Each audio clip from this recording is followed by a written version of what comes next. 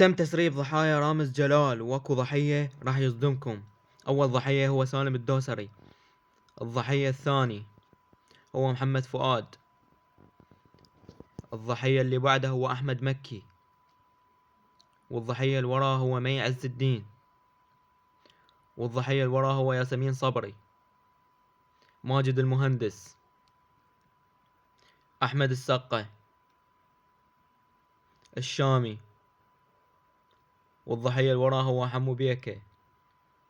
والضحية اللي وراه هو رحمة محسن، بيومي فؤاد، أحمد سعد، كريستيانو رونالدو، أبو تريكة، حسن عسيري. والضحية اللي وراه هو كريم محمود عبد العزيز. والضحية اللي وراه هو خالد النبوي.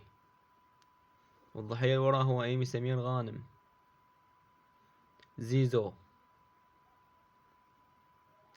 علي معلول.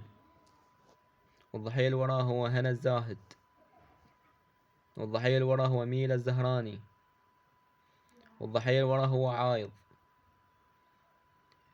إذا عجبكم المقطع لا تنسون اللايك والاشتراك.